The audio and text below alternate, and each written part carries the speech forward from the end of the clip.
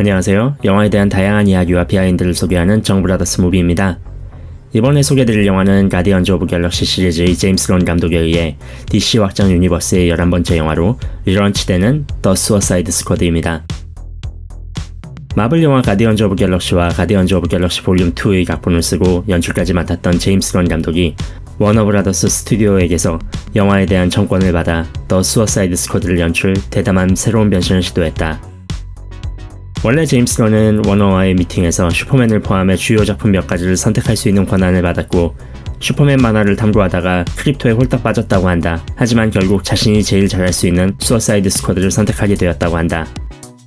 제임스 건 감독은 워너로부터 본작에 출연한 캐릭터를 포함해서 다른 영화에 나왔던 캐릭터도 얼마든지 죽일 수 있는 백지 위임을 받았다고 한다. 2021년 7월 15일 북미 언론 시사회 반응이 떴는데 호평이 가득했다. 뒤이어 7월 27일 일반인 시사회도 가졌는데 마찬가지로 호평이 가득하다. 할리퀸에게 인기와 비중이 과하게 쏠린 전작들과는 달리 개인별 각기 다른 주역들에게 호평을 보내는 것이 주목할 만한 변화이다. 최고의 사망률을 자랑하는 미국의 교도소 벨리브의 수감자들인 DC 코믹스의 빌런들이 1급 기밀 비밀 조직인 태스크포스 X라는 팀의 멤버로 남미 코르토 말티즈 섬으로 보내져 정치범들을 감금하고 실험을 한 나치 시대의 감옥이자 실험실인 요툰하임을 파괴한다.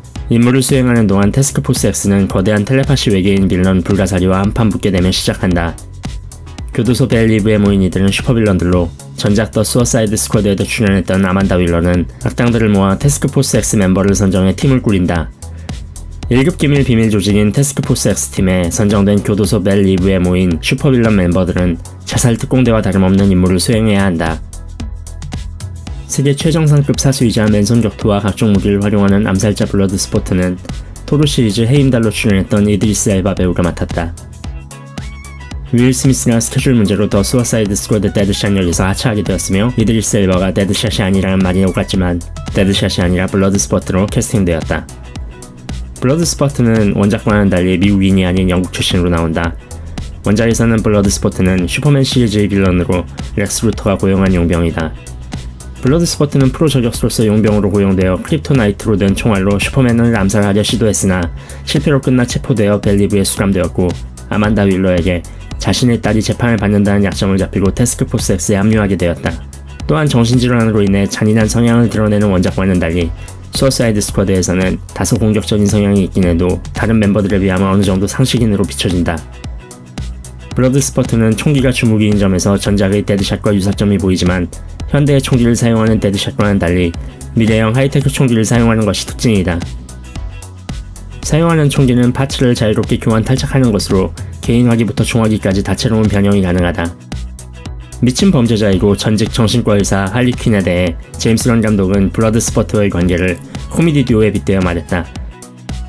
이번 할리퀸 의상은 배트맨 게임인 2011년작 아캄시티에서 영감을 얻었다고 한다. 제임스 건은 폭주족 갱 스타일의 글씨를 할리퀸 재킷 등에 새기길 원했고 Live Fast, Die Clown이라는 문구를 넣었다. 또한 제임스 건은 자신과 할리퀸 역의 마고 로비 모두 싫어했기 때문에 이전 DC 확장 유니버스 영화에서 할리퀸 얼굴 문신 글씨인 라튼을 삭제했다. 참고로 할리퀸 담당 배우인 마고 로비는 타투를 할 수 있어 무명 시절에는 타투이스트 일을 하면서 돈을 벌었다고 한다. 마고 로비가 할리퀸 문장을 한 채로 크루들에게 타투를 해주는 사진이 찍히기도 했다. 할리퀸 역의 마고 로비가 스텝들에게도 더 수어사이드 스쿼드 타투를 해줬다고 하는데 첫 번째로 타투를 한 스텝에게 실수로 철자를 틀리게 문신을 새겨줘서 볼 때마다 미안한 마음이 들었다고 한다. 할리퀸 역의 마고 로비는 더 수어사이드 스쿼드 이후에 제임스 건 감독과 함께 다음 할리퀸 프로젝트를 준비 중이라고 한다. 참고로 할리퀸은 잭 슈나이더의 저스티스 리그에도 언급이 되는데 세계관은 다르다. 할리퀸은 잭 슈나이더 감독의 저스티스 리그 영화 본편이 끝난 뒤 에필로그로 나온 배트맨의 나이트메어 씬에서 잠시 언급된다. 조커가 로빈에 대해 언급한 뒤 휴전의 징표라고 하며 조커 카드를 꺼낸 뒤 배트맨이 그 카드를 찢어버리자 왜 어른들이 이래 꼬맹이 로빈을 보냈는지 이야기해보자면서 배트맨을 도발한다. 이에 배트맨 역시 할리퀸을 언급하며 맞받아치는데 이 세계에서 할리퀸은 배트맨의 눈앞에서 피 흘리며 죽었으며 죽기 직전에 배트맨에게 조커를 죽일 때 천천히 고통스럽게 죽여달라고 애원했다고 한다. 최강의 근육남 피스메이커 역으로는 존 시나가 출연한다. 소도시의 과격한 인종차별주의자 오기 스미스의 아들로 태어난 피스메이커는 아버지에 의해 마음의 상처를 받아왔다. 결국 정신이 불안정한 상태로 자란 피스메이커는 평화를 갈구한 나머지 평화를 얻기 위해서라면 방해하는 이들을 누구든 죽이는 자경단원이 되었다. 피스메이커 본인은 평화의 상징이라고 주장하지만 블러드스포트는 머리에 변기 쓴 놈이라고 까대는 알록달록 색채의 의상과 특이하게 생긴 크롬 헬멧이 등장한다. 대부분 빌런인 다른 멤버들과 다르게 원작 코믹에선 히어로 출신으로 평화를 위해서라면 극단적인 일도 저지르는 안티히어로이다. 마블로 치면 퍼니셔와 캡틴 아메리카 중간 정도에 위치하는 인물이라고 볼 수 있다. 존 시나가 직접 밝힌 캐릭터성은 꼴통스러운 캡틴 아메리카이다. 피스메이커는 편집하기 엄청 애먹게 만들었던 히어로라고 한다. 이유인즉슨 피스메이커 머리에 쓴 크롬 헬멧에 자신을 찍고 있는 카메라가 항상 비췄기 때문에 피스메이커가 나오는 장면마다 CG로 일일이 지워야 했기 때문이다. 무지개색 여드름을 달고 사는 폴카도트맨은 더 수어사이드 스쿼드 영화에서 실험 실패로 인해 몸속에 폴카도트들이 종양처럼 자라나는 메타휴먼으로 등장한다. 폴카도트맨은 팔에 장착된 건틀릿으로 폴카도트를 사출하여 무기로 사용하거나 폭발시키는 모습을 보여준다. 폴카도트는 사물에 닿는 듯이 사물에 구멍을 내며 녹아버린다. 코믹 원작에서 폴카도트맨은 자신의 범죄를 방해하는 배트맨을 쓰러뜨려 명성을 떨치려 한 관심종자 빌런이다. 더 수어사이드 스쿼드에서 비관적인 성격으로 나온다. 폴카도트맨 배우 데이비드 다스말치아는 다크나이트 3부 중 다크나이트에서 단역으로 데뷔했었다. 당시는 조커의 수하 중 하나로 아직 제정신이었던 하비 덴트에게 동전 던지기로 협박당하던 단역이었는데 같은 DC 코믹스 영화인 더 수어사이드 스쿼드의 주연 중 하나로 나왔다. 폴카도트맨 배우 데이비드 다스말치아는 그 외에도 앤트맨, 고담, 플래시 드라마판에도 조연 또는 빌런으로 출연하는 등 꾸준히 히어로물에 참여해왔다. 제임스 런이 더 수어사이드 스쿼드에 폴카도트맨을 출연시키게 된 이유는 인터넷에 가장 바보스러운 DC 캐릭터를 검색했을 때 폴카도트맨이 나왔기 때문이라고 한다. 제임스 런 감독은 가장 바보 같은 사람에게 깊이를 더하는 것은 재미있는 일이라며 폴카도트맨을 가장 비극적인 스토리를 가진 우울한 캐릭터로 바꾸었다고 한다.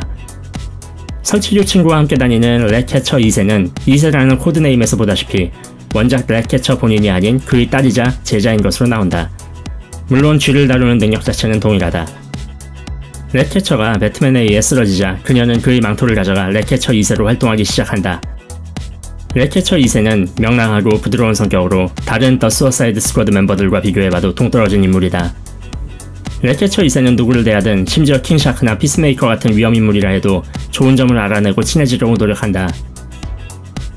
랩캐쳐 2세는 임무를 수행하는 동안 블러드스포트와 친해진 그녀는 부녀관계처럼 돈독한 사이가 된다고 한다. 랩캐쳐 2세는 교도소 내에서 쥐와 같이 생활하며 스타로와의 결전에서 쓰러진 블러드스포트 위에서 눈물을 흘리며 쥐떼들을 불러 모으는 장면이 공개되었다. 반인반어 킹샤크 연기는 모션 캡처는 코미디언 스티브 에이지, 목소리 연기는 실버스타 스텔론이 담당했다. 실버스타 스텔론은 노틀담의 꼽추를 생각하며 킹샤크 목소리를 연기했다고 한다. 반인반어 킹샤크는 상어와 사람을 합쳐놓은 모습을 한 메타휴먼이다.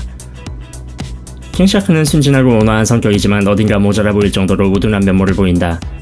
하지만 킹샤크는 사람을 아무렇지 않게 번쩍 들어올려 잡아먹는 데다가 성인 남성을 세로로 찢어버리는 괴력의 소유자이다.